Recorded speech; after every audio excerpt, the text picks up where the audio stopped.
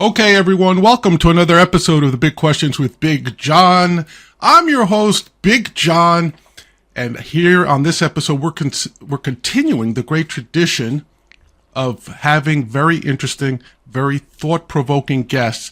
And today, I have a very special guest who is traveling a long distance via the internet to be with me here today. Let me look down here at my notes because I want to do him justice as always. I want to read his bio for you so I catch everything. All right, my guest today is a Swedish author and historian of ideas. We never had that degree when I was going to school, so maybe I'm showing my age. This gentleman is devoted to promoting economic globalization and what he describes as classical liberal positions. He is the author of such books as In Defense of Global Capitalism, Progress, 10 Reasons to Look Forward to the Future, and his most recent book, The Capitalist Manifesto, Why the Global Free Market Will Save the World. I'm liking this already. He is a senior fellow at the Cato Institute, and since January 2017, he is an executive editor at the Free to Choose media, or Free to Choose Network, I'm not sure which one is the official name, where he regularly produces documentaries for U.S. public television. Everyone, please welcome Johan Norberg. Johan, how are you tonight? Thank you for having me on the show. I'm very good, thank you. It's getting to dinner time here in Sweden right now. Yes, and I must confess, I've never been to Sweden.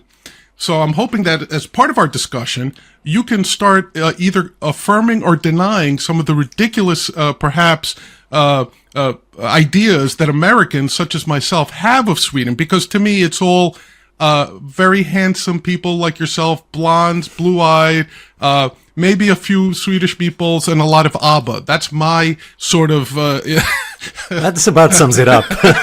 Okay, fair enough. But I'm sure... we'd all like to learn a little bit. Okay, so let's start, as Homer said at the beginning. You're in Sweden. You're a young man. You're trying to figure out where the path of your life is going. Tell me a little bit about yourself growing up and perhaps what led you to become a historian of ideas. And I can't emphasize enough how much I love the fact that one can have a degree in history of ideas. So, Johan, please take it from there. Yeah, thanks. I agree.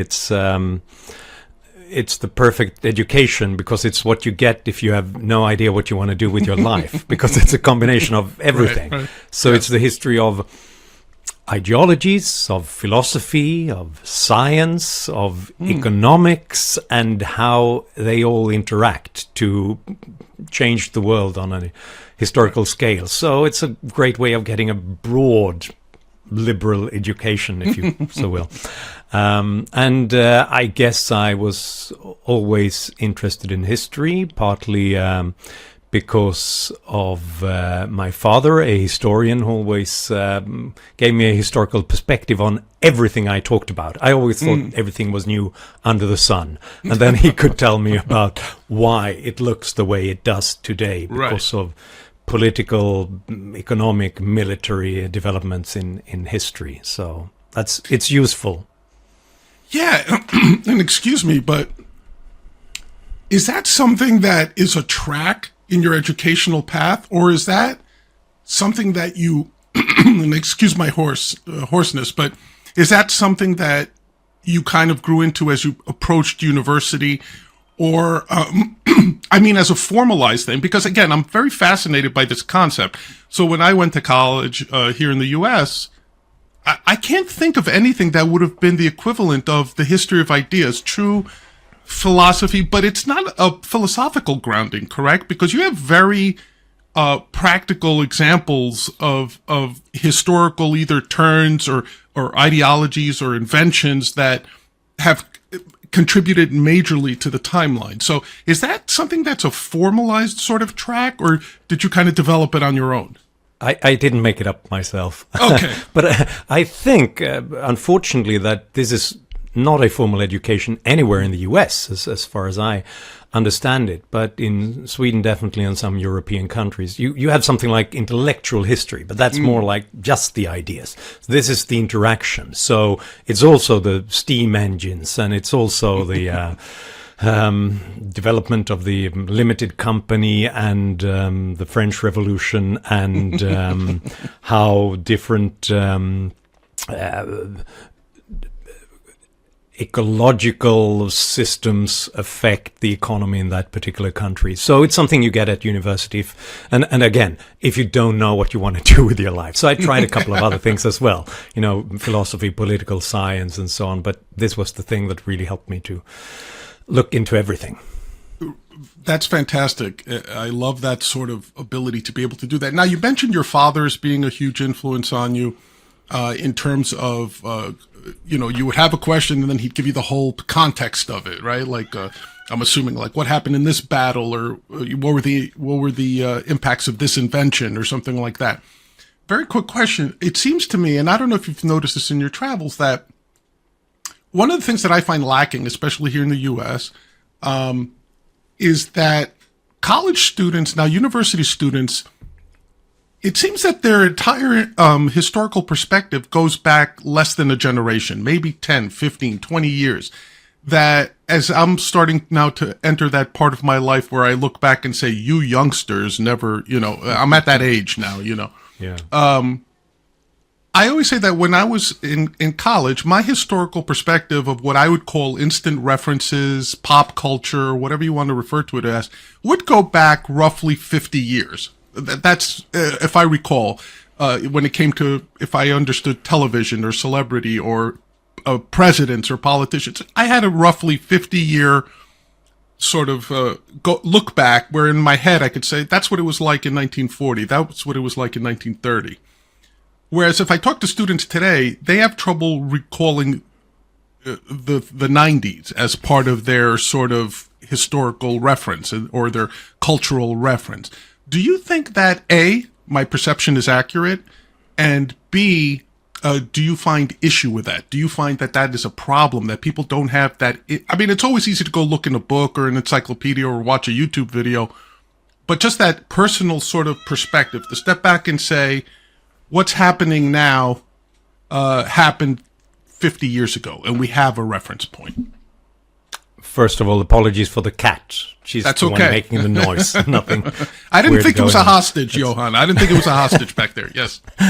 Thanks for your confidence in me. It's a great question, and I think,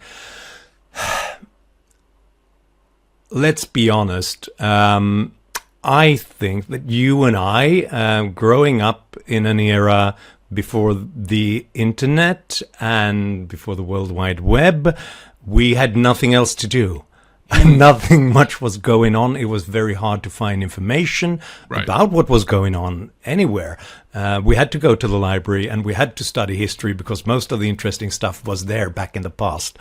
So, yes, I am a little bit troubled, a little bit worried about the fact that there is so much of historical amnesia going on right now. But I think partly for a good reason. So much more is going on an intellectual, on an artistic, on a scientific and technological level right now in this world, here and now. So it's easy to be distracted, but you do need some, I think, historical knowledge, some understanding of the past to understand where you are and where you're going as well. Right. So I think if you're missing out on that, you're missing out on a lot. Is it paradoxical to you in that you mentioned the internet, our access to information? To me, I find it a little paradoxical because I'm like, at your fingertips, you could easily now go to YouTube or Google and say, what was the political climate of the 70s? For example, I live in New York, and right now all I hear in this country is New York is going down the drain. It's never been this bad. And I'm like, no, I grew up in 1970s. It was much worse. I remember that era and how violent it was and what it was before we cleaned up the city. Whereas I think, so I don't panic as easily because, hey, I lived through it. I've heard of it, things like that. Do you think it's a paradox of sorts? We have all this information, but we can't consume it now, or the younger generations can't consume it because it's too much information? Yeah, it is a paradox, and we're going to have to do something about it. But again, it's for it's we understand why it's happening. It's for evolutionary reasons. We used to have to fight for any piece of information about anything that goes on, which we didn't experience on a personal level. So we had to sort of pay attention, especially to everything that's dramatic and instantaneous and might affect our life, our security, and so on. And now we get any kind of information anywhere. And the first thing we're doing then probably is to care about the most dramatic, the shifts and changes that might affect our lives and our security. So this leads to an exaggeration of worries and troubles around the world, because our mind hasn't been developed evolutionary to sort of understand 24-hour round-the-clock news.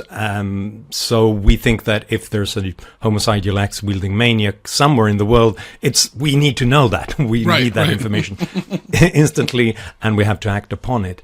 And that's why people always think that crime is rising and the world is going to the dogs. So it's a problem, and it's a paradox, and we're going to have to learn to live with it in the same way that we learned to live with a surplus of calories.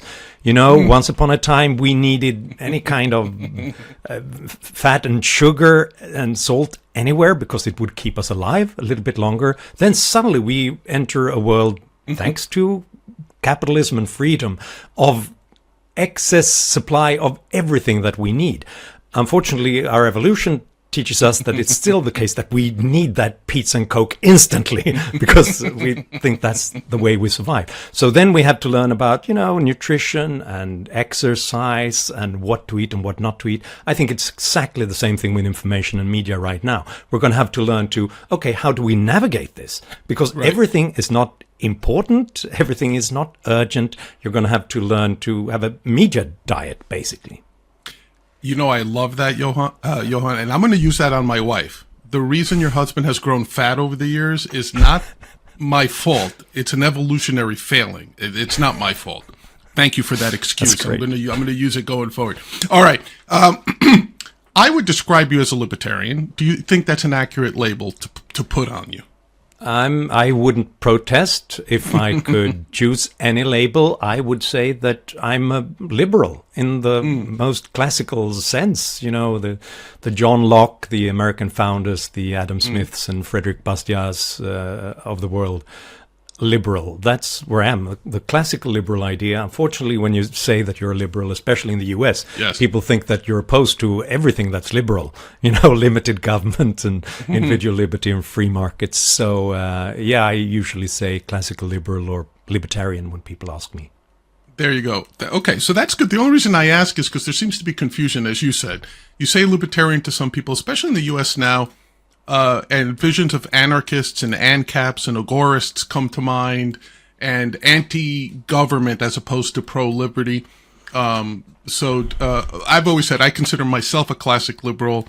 We were talking briefly. My introduction was not Ron Paul in the U.S. to libertarianism. It was Milton Friedman. And Milton Friedman going on the Phil Donahue show, who recently passed away, Phil Donahue, and talking about why Lee Iacocca was wasting his time in Congress, asking for bailouts instead of being back in his factory in Detroit, trying to make his business worthy of continuing. That, in fact, if Chrysler failed, was it Chrysler? Yeah, it was Chrysler that Iacocca was in charge of, right? Or was it? Yes. Whichever automotive company he was in charge of. Like, hey, if it fails, it'll be replaced from a global competitor. Right. And when he started to talk, and one of the things I love about you that I saw in Milton Friedman and appreciated was when he discussed economics, you understood it. It came out of him very, very naturally. He was a professor, of course. He was a teacher. So it was a lot easier and super jealous. You told me you got a chance to meet Milton Friedman, which I had always hoped to do, but I never had the opportunity to. So I'm super jealous about that.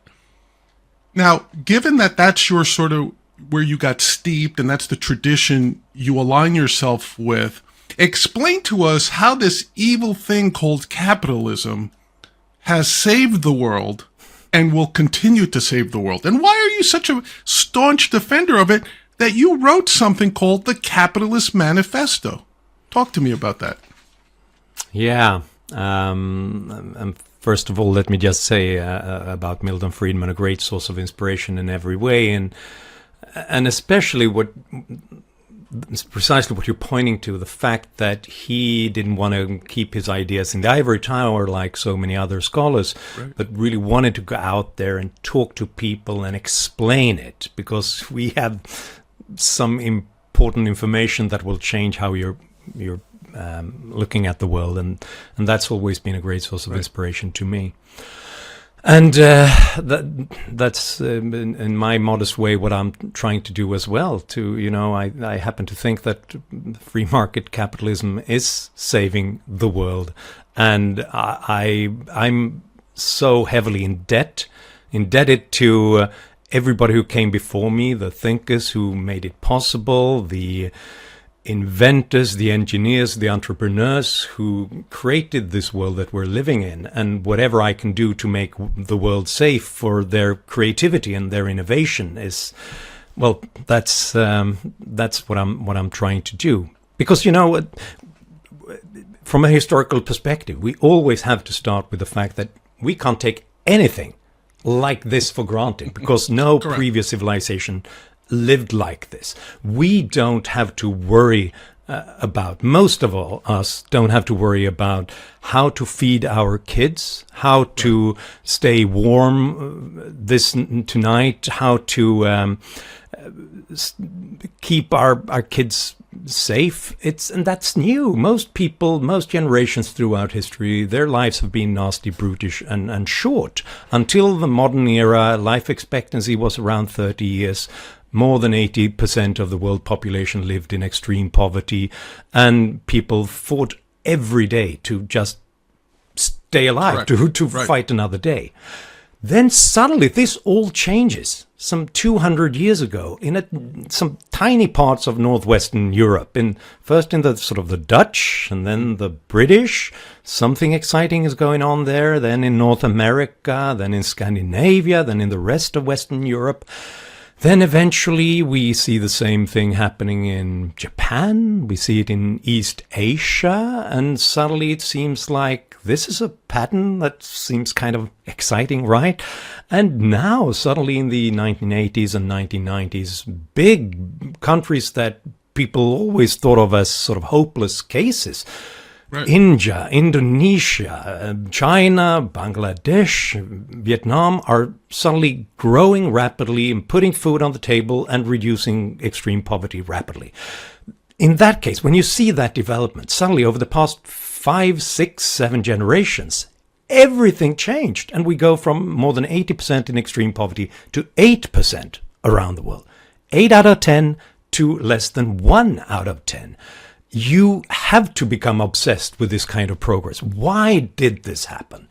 And then you can see at the timing of each of these transitions in every place, from the Dutch Republic and Britain and onwards now to East Asia, it happened almost at the precise moment that they started to open up their economies to the rest of the world, started to give their people a little bit more freedom to have secure property rights, freedom to go into various forms of work and business, and to trade with the rest of the world.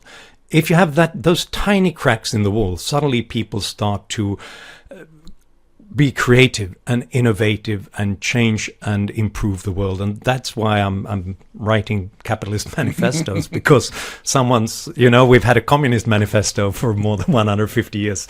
Now it's time to sort of celebrate this development rather than trying to destroy it.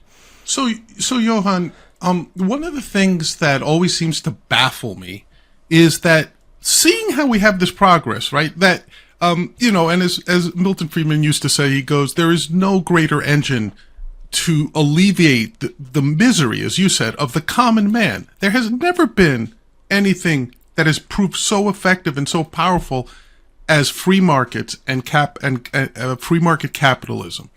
And yet, I see it today, and it frustrates me calls for protectionism, calls for tariffs, calls for more regulation, calls that we must fight wealth inequality. Why are so many at the top? Why is wealth apparently concentrating so much at the top, and why is it not distributed?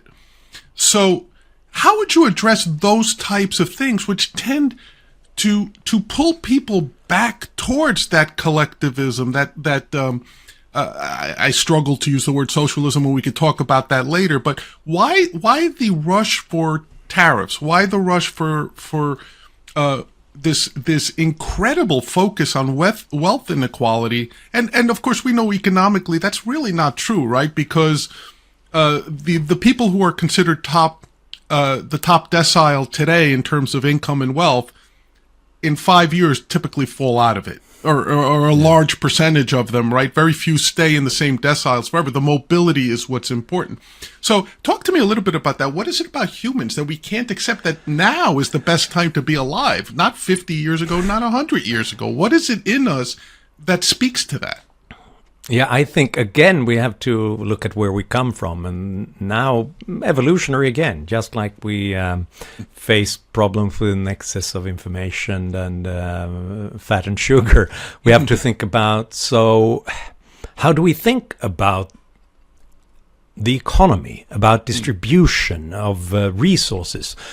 You know, again, it's only the past 5 to 7 generations that have experienced anything like this. The fact that we actually don't have to wake up every morning and think about, okay, how can I survive another day? It's a brand new phenomenon in human history, and we should all be grateful to be living in this era.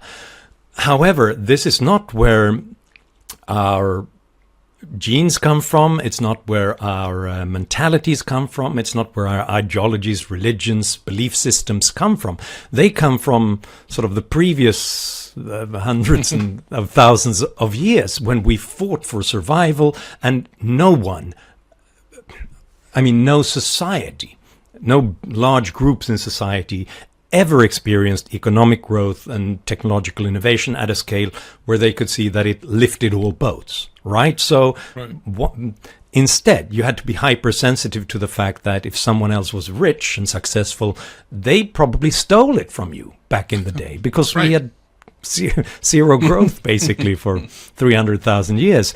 And I think that's still with us. We've got this exaggerated perception of perhaps the neighbors or the tech titans do better than we do. How can we take some of what they've got? And that's really why I do what I do. I nag. I'm persistently trying to explain these things that are counterintuitive, because we don't think about them instinctively. Instinctively, we think about, if we do a little bit worse than our neighbors, it's somebody else's fault, and we have to stop them. And that's why we have to talk about growth and innovation, how that creates more resources for us all. You know, if a country can achieve a 2% growth rate per capita, the average income of the average person doubles in about 35 years. And that's pretty good.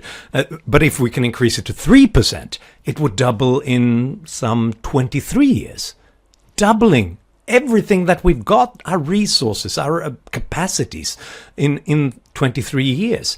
That's an amazing transformation that makes our lives, it's the only thing that makes our lives so much better in the long run. So any kind of redistribution, any kind of tariff that might give you a little bit more protection on at the expense of other consumers and companies, it makes it all seem incredibly trivial compared to these enormous changes in our wealth, our opportunities, technological capacities. But it's not instinctive, it's not intuitive, and that's why we have to wake up every morning and bang on about these things. True.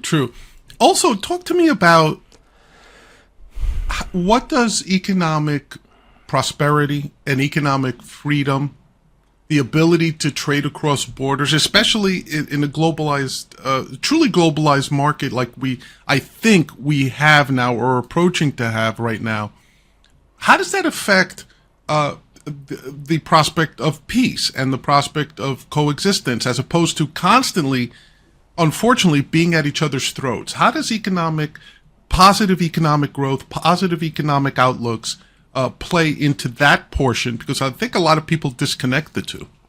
Yeah. No, I agree. Make money, not war, has always been sort of the classical liberal creed.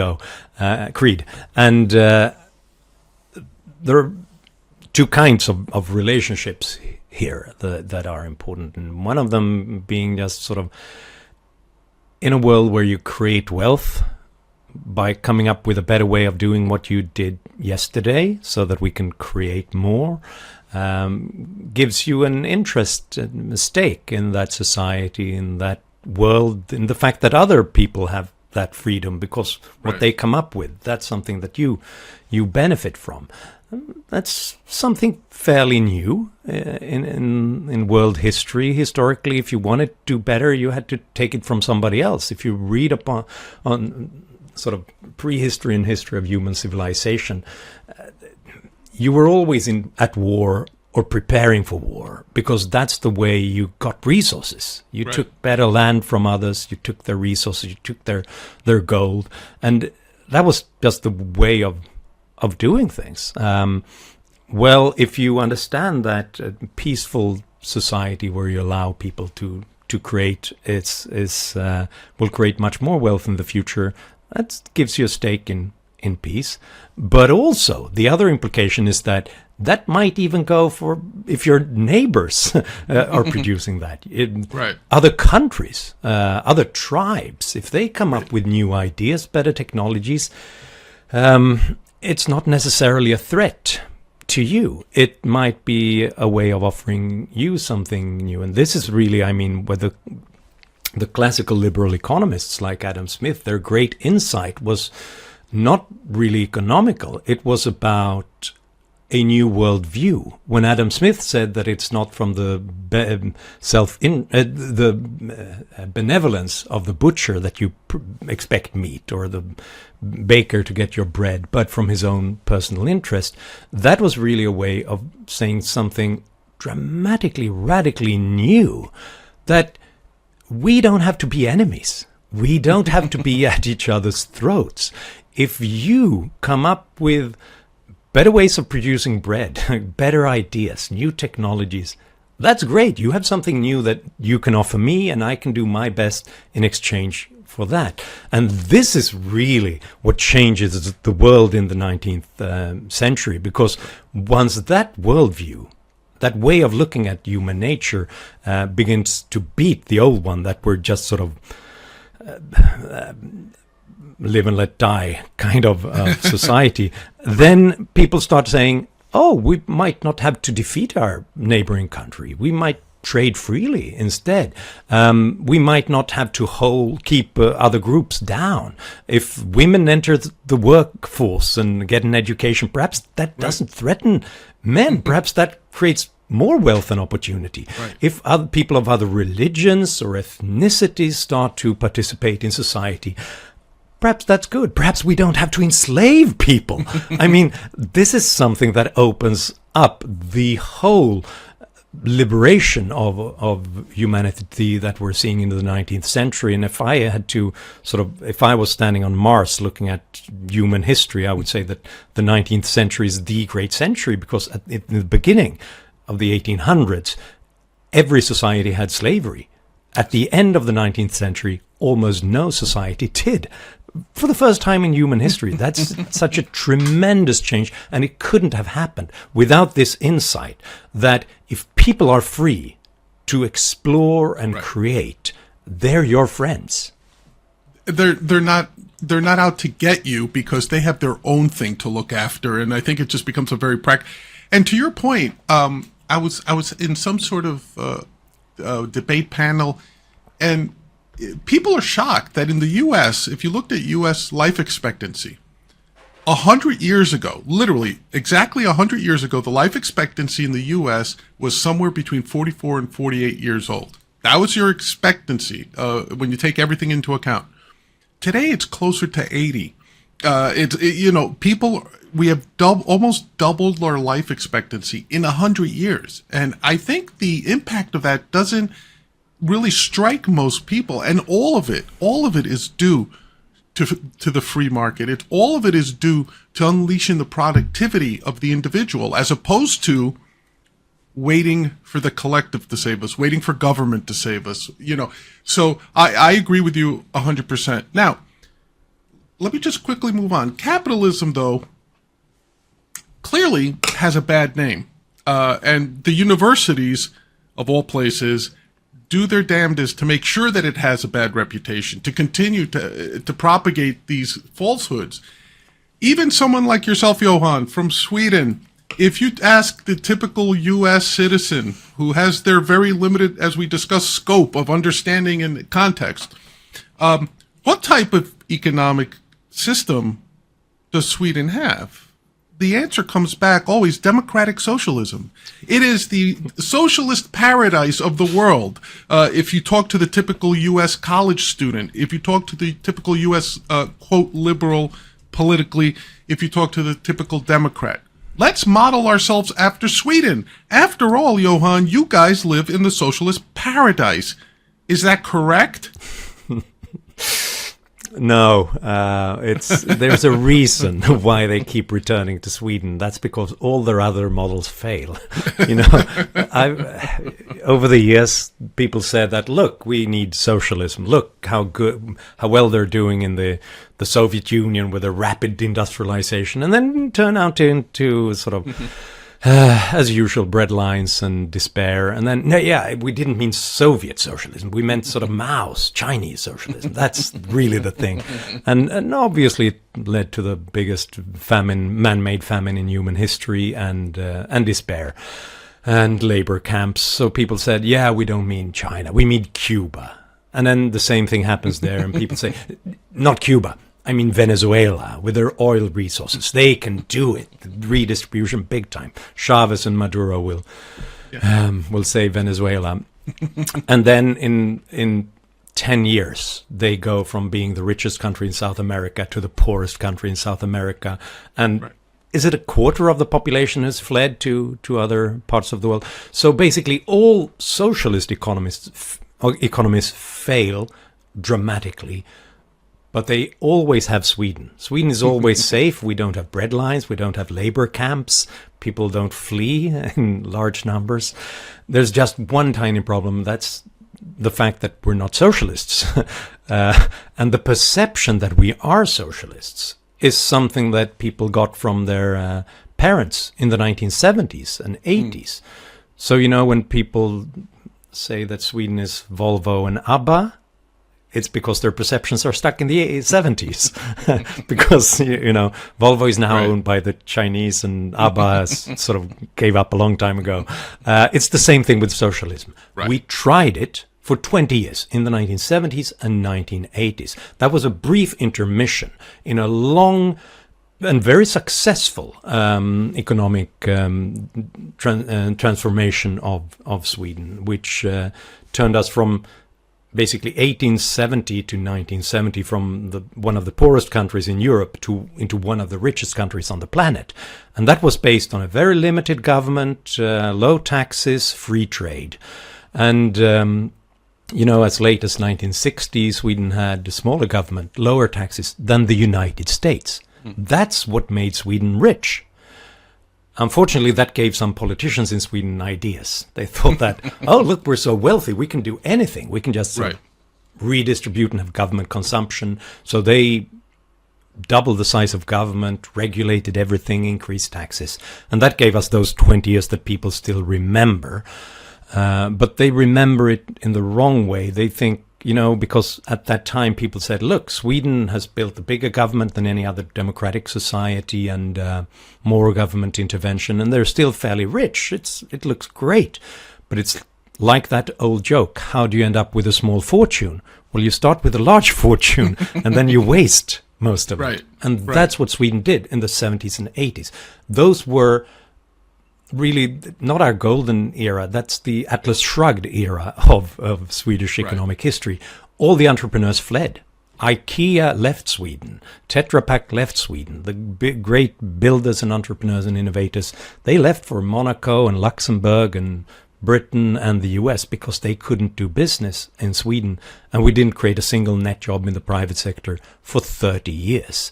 So that was awful, and it ended in an economic crisis, and after that, we've struggled to get out of it and get back to a more free market economy. And after some rapid reforms in the 1990s and early 2000s, Sweden is again, I would say, clearly a free market economy with, in many ways, less regulation and stuff than even the US. You know, we've reformed Social Security and a national school voucher systems and lower corporate taxes than the US has today. No taxes on property and wealth and inheritance and stuff like that. So if you want to imitate Sweden, sort of, if you ask AOC or Bernie Sanders, do you want to be like Sweden?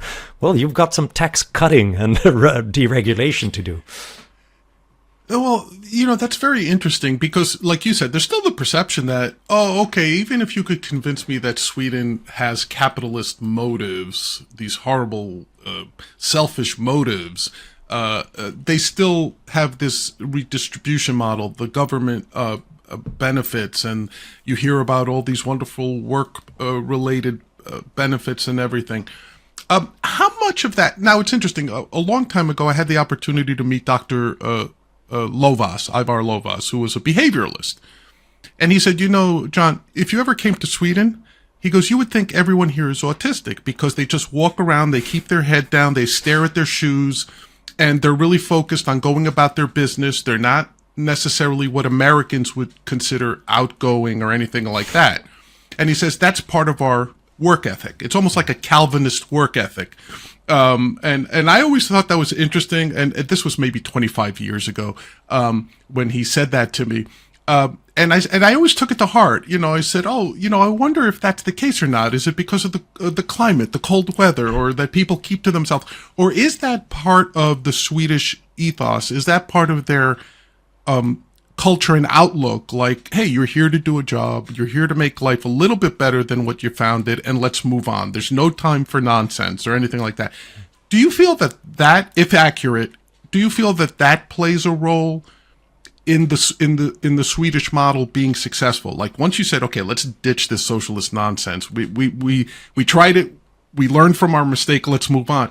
Do you feel that's cultural within the Swedish people to be able to, like, whether it's your upbringing or your history or everything, where you just, as a people, you kind of see that and you move towards it? Yeah, it's a very interesting question. I think there are aspects of that cultural mentality that's changing in younger generations, but on the whole, I do agree. You know, when people said you should keep to social distancing during COVID, we go and sort of, I don't know what this is in feet, but people said you should stay 2 meters, 6 feet apart, yeah. 6 feet apart, and Swede said, oh gosh, that's far too close. We wouldn't go that close to anyone during normal circumstances. There is this sense that we think that Americans are a little bit scary because you talk to us in elevators and at bus stops, and it's like, well, leave me alone. What have I done? Right. And I think there's something about our history, a large but not very densely populated country where we all, you know, Sweden didn't have feudalism like other European countries, so we owned our own properties, we had our own land. If someone came sort of from a distance to approach, it was weird. Could be interesting, but it's like, it's not a natural occurrence. So there might be something about the cold as well. I don't know, but there's definitely a kind of cultural individualism where we just don't want to be too close to others. So how does that affect politics in different ways? I think in a complicated manner. And this relates to the feudalism part. We all used to be farmers in Sweden, and no feudalism, so no serfs for a very long time at least. No foreign occupiers. We owned ourselves and our land, most of us. So that's a nice tradition. However, we could only uphold this tradition of freedom if we stick together against those who would want to encroach.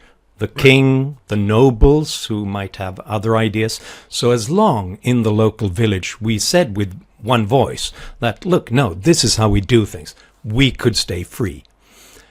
That, however, meant that we had to constantly negotiate and reach a consensus. And this is where I think we explain some peculiar habits of Swedes in the modern era as well. We think of ourselves as very sort of free and individualistic, but we also try to sense what others are up to and reach a consensus with them. We don't want to be the odd man out. We don't want to be seen as extreme, because then you have to sort of escape to the woods or something. Which means that, in a way, it's easier to get things done as long as the majority are moving towards this particular perspective. So we went too far when it came to socialism in the 70s and 80s, because that seemed to be the consensus back then. You wouldn't want to complain. But the moment that we saw that, look, we're ruining the economy, we're ruining our business, people shifted almost overnight and said, okay, let's go free market. Let's go more free market than other countries do.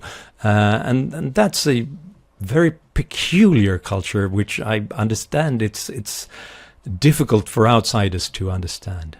It's interesting because I never really thought of it in these terms, but in hearing you answer that question, it started to stir up. So, roughly speaking, the population of Sweden is the equivalent of the population of New York City. But obviously compressed, right? Like New York City, we're living on top of each other here. Yeah. You said sometimes you could look out in Sweden, and if you saw someone coming within a mile of your property, you would instantly be, "What? Whoa, you're crowding me," right? Yeah. New York City, obviously, is well known for its leftist policies and everything. And I never really thought of it in these terms till I just heard you speak. Like, yeah, maybe it does have something to do with, in New York City, we have to live on top of each other. There's just no real estate for us to spread our wings and be individuals necessarily. Whereas in Sweden, you grew up that way. You had to go seek out a neighbor, right? From your description, you would have to be, well, if I want to play a game of bridge with someone, I have to travel 10 miles to find 4 other people or 3 other people. Whereas in New York City, I knock on the door of the apartment that's 3 feet to the right of my apartment, right? Yeah. So that's a very I never thought of it that way, but that is a very interesting cultural interplay, that the very, the physical distance that you are from your neighbors and the influence that has on both your economic models and the way you treat others, to that point. So yeah, that's great. I had never thought of that. That's a great answer, Johan. Okay. Let's move on a little bit. I want to talk about the Free to Choose network for 2 reasons. One is, you do this great series of shorts on small changes. For example, I saw one on the trucking industry that you had done, where you followed a trucker who, ever since the trucking industry in the U.S. got deregulated, all of a sudden this guy went from being sort of economically lower class to now owning his own business and having a fleet of trucks. And I love that sort of thing. And for the second reason I want to talk to you about it is to let people understand, I think this is the descendant of the 1980, which I love, Free to Choose series from Milton Friedman, which was a 10-part series where he went out and talked to people about things like government education or taxes or tariffs and the evils associated with all those things. Again, and it was half discussion, half going out and talking to, quote, the common man, right? Talk to me a little bit about the Free to Choose network and also the series that you do. Again, and I apologize for the life of me right now. At my age, I'm forgetting the title of it. But it is where you go around and you find these historical points and then see how they've been applied to everyday life. Right, yeah. Yeah, I've worked with them quite a lot on several documentaries and then 2 different series. One of them called Dead Wrong, which sounds terribly in your face, but basically exposing economic myths in a short time. And then the other one, New and Improved, which was about new innovations. Where did it all come from? All the things that we now take for granted. And obviously it turns out that it was unexpected, it was unpredictable, and it was all down to people who are crazy. Or at least that's what we would say. So any kind of top-down plan, any kind of size-fits-all regulation would have destroyed it. But yeah, the free to choose network, you're absolutely right. The background is that it was started by Bob Chittister, who's unfortunately not with us anymore, but his work and his achievement certainly is. And he was the guy who once upon a time approached Milton Friedman when he was then working at the Pennsylvania's public service television station and saying, you should do a documentary series about these ideas. You know, before Friedman had thought of the Free to Choose book. Sort of this was, you have to popularize these ideas and go out. And and Milton said, no, that's too difficult. People should read books and rather than television. But then Rose Friedman, this brilliant wife of Milton's, told him, and famously, she's the only person who ever won in an argument with Milton.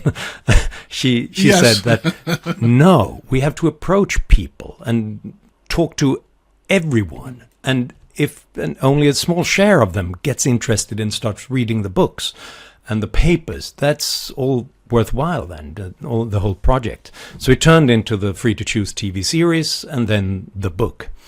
Right. And then Bob Chittister made it his life's accomplishment to just continue to make documentaries and videos like that, because his passion was these libertarian ideas and really making them easily accessible everywhere, in every kind of format, everywhere. And he's one of the great unsung heroes, I think, of our movement. It is, and I'm glad you mentioned him, and also the Rose Friedman anecdote, because I had always heard about that ironically, what many consider to be his most popular book and the one that helped spread like these nascent libertarian ideas in the 1980s, right before Reagan took office in the U.S., that she really was, because I believe, if I'm not mistaken, she was a Chicago school economist, correct? As well as they met in university in Chicago, right? I think, right? They did. I think they ended up next to each other. Right. They sat next to each other or something like that. Yeah.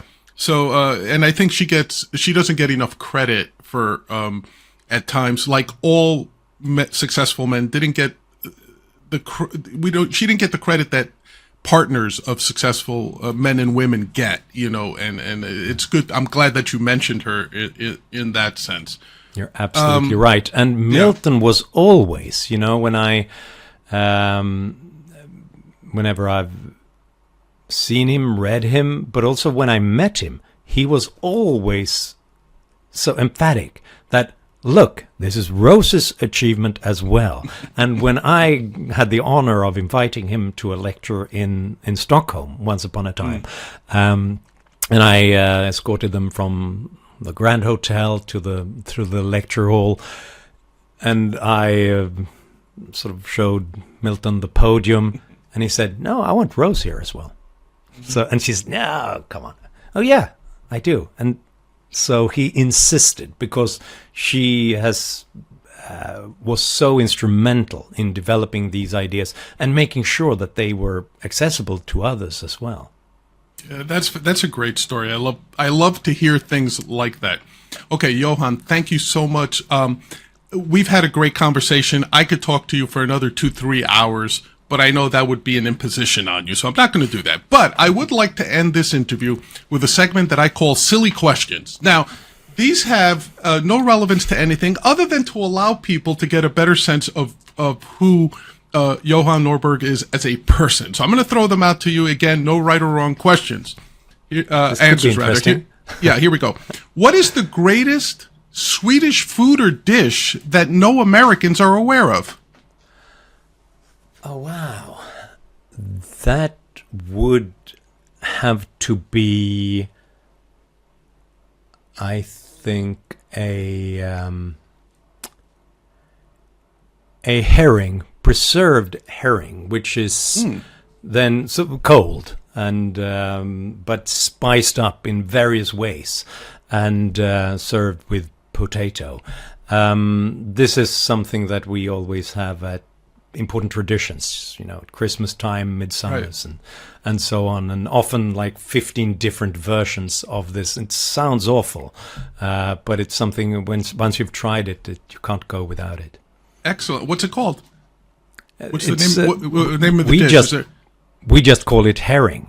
Oh, okay. We just say herring, but then Okay. it comes in all these different strange varieties. Fair enough. as well. I didn't know if it was a particular dish, but so cold preserved spicy herring. Okay, I would try that. Who is the economist that you would estimate has been responsible for the most misery of people on the planet? Wow, that's such a great question. The most misery. I'm such an optimistic guy, so I tend to think of all the good economists out there. I'm running names through my head, sort of. Is it sort of because Keynes hasn't been that awful. I don't. Malthus, Thomas Robert Malthus, and his sort of thought that human beings really can't get their act together has informed so many bad ideas about reducing population and reducing industrial Output, yeah. innovation in every way. So he might be one of them, but it might just be that people used him for their own purposes.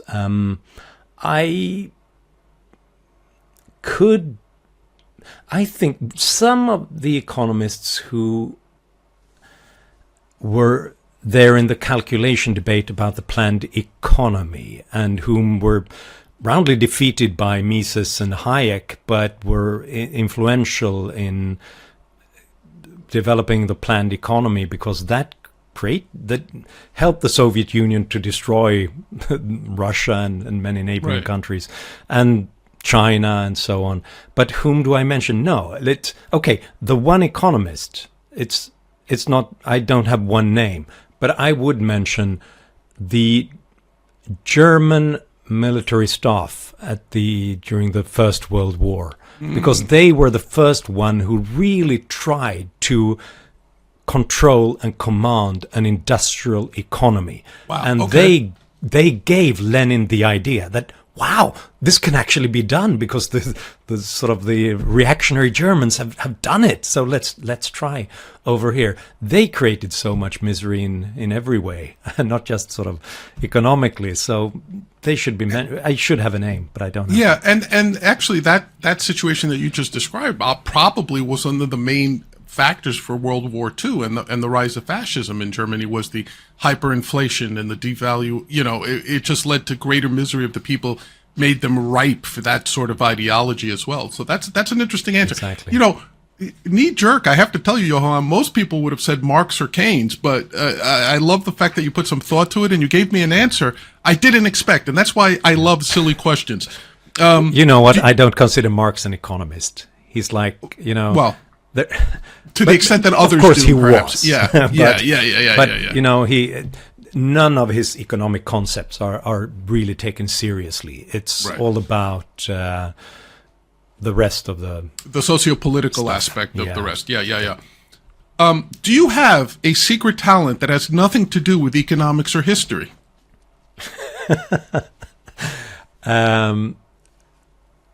My secret talent, which helps me when it comes to history and economics as well, is that it's impossible to distract me. Oh, I think that's my superpower if I have one. Okay. It's the fact that anyone can interrupt me. My kids and the cats and my wife can enter here and talk about anything for 15 minutes while I'm writing my script, and I can go straight back into the script. If I've got 2 minutes at a cafe, I can sort of start writing on my next book instantly. I don't need this sort of the start up or wait for the inspiration or what have you. It might be a mutation or something. So it's that, but it's it that helps me to get things done. It's that hyper focus of the Swedes that we were talking about, like that ability Right. to just focus. So that's great. Could be. I don't waste time with social interaction. That might be it. I hope I'm not wasting your time socially right now, but no, that's a great answer. Okay. When you were filming New and Improved, what would you say was the funniest or most memorable moment of film, or actually of any of your documentary films? Like, what would you say was a funny or unexpected moment that stands out to you?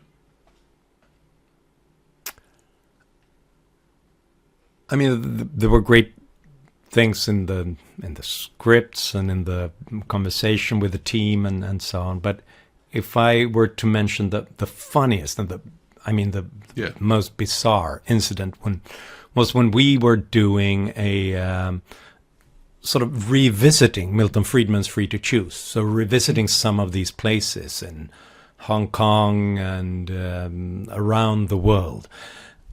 What happened was that we were standing there at a street in Hong Kong talking about what Milton talked about there. What's this? 30 years, 35 years earlier. And then suddenly my director, he sort of interrupts me. He's doing something with his camera. He's both sort of cameraman and director. Jim Taylor, great guy, is both sort of a professional and sort of an ideas man who's very engaged with these ideas. He just turns the camera around and sort of, I'm sorry, but this guy over here, I recognize him. I know who that is. Oh. And we interrupt, and he says, he was in Milton's original Free to Choose series. He was here on the, and he looked at the original footage, and at the back of something Milton was saying at that time was a sort of a local metal worker banging on a pot or something like that, sort of sitting there without shoes and sort of trying to create something of commercial value. And Milton talks about they're building capitalism over here. And Jim then, my director cameraman, he's recognized him in the crowd at a stables over there, doing much better business now, much greater. 35 years later, which tells you something about Jim's perception, his professionalism, but also this amazing coincidence that we found him so we could interview him and talk about what's happened since. Yeah, that's incredible. Even your Jim's ability to recognize someone 30, 35 years after the fact, just that their face may have changed or their circumstance. I don't recognize people the day after, so yeah, I'm incredibly impressed. I'm with you on that. Wow, that's incredible. Okay, last question.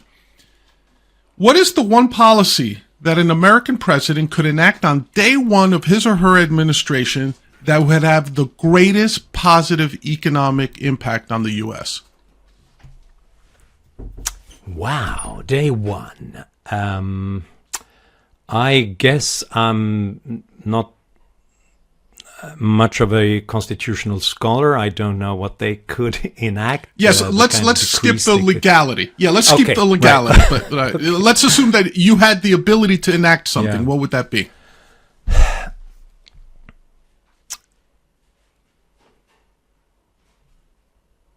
I think, can I say two things? Sure.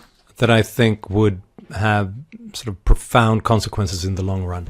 First of all, I'd abolish all tariffs and barriers to trade. Because that's the one thing that would inject competition and energy in everything. Because suddenly no business and no entrepreneur could sort of stay lazy and comfortable, but they had to step up and constantly upgrade methods and technologies. So that would be incredibly important, which gives you some perspective on current American policies when it seems to be a bipartisan thing, that the best thing is to erect more trade barriers. Right. The other thing that I usually say, if you don't want, I mean, this doesn't affect things instantly, but it could, over the long run, have a more important effect. And that's actually to unroll the one bad thing that Milton Friedman did to us. And that was during the Second World War, when he I think I know what you're going to say. created the withholding tax. Yeah. So that your employer takes the tax in advance, which means, yeah, of course he did it because it's the smart thing to do if you want more government revenue. But if we don't, if we think that people are smarter and more creative than politicians in how to use their hard-earned money, I think the psychological effect of getting your whole paycheck and then having to go to the tax office, or perhaps you can do it digitally, just sort of send it to them. I think that would change the whole perception of whose money is this, how is it being spent, and preferably you would only then have one day, perhaps every fourth year, or perhaps during midterms as well. Sort of, you should have it the day before election day. You should pay it all to get the government, because that would focus minds on what is really happening to the resources that we create. Right. That's fantastic. And, hearing you talk about it, of course, it just brought to mind that Milton Friedman was such a genius that even his worst idea was incredibly efficient in accomplishing the goal of the person who tasked him with solving a problem. Now, ultimately, the issue was bad, and I think I read, and I've heard him say on other interviews, that was his greatest regret in life. He had only one regret, and that was coming up with the withholding tax scheme for the government. But I think it's ironic that even his worst idea was incredibly efficient. That's a great point. And to give him some slack, this is right. It's during the Second World War. Right. We're defeating Nazis. I mean, if you're going to do one big mistake, at least do it to defeat the Nazis. Okay? Yeah. If you're going to be a Keynesian, at least do it to beat the Nazis. Gotcha. Yeah. Absolutely. Johan Norberg, thank you so much for joining us. Please, if people want to follow your work, if they want to get a copy of the Capitalist Manifesto, how could they do that? Well, a search engine close to them would find more information than I can find about myself, actually, to be perfectly honest. But, I'm on all social media. Just look at Johan Norberg. There aren't too many of us. You can look at the Cato website, and you'll find most of my stuff there as well. But there's more out. This is a very Hayekian perspective. There's more good stuff from me out there than I know about. So search engines are usually better than an answer that I could give. Fantastic. Everyone, thank you for joining us for the Big Questions with Big John. My guest has been Johan Norberg. I've thoroughly enjoyed this conversation, Johan. Hopefully we can have you back in the future to discuss some other libertarian issues.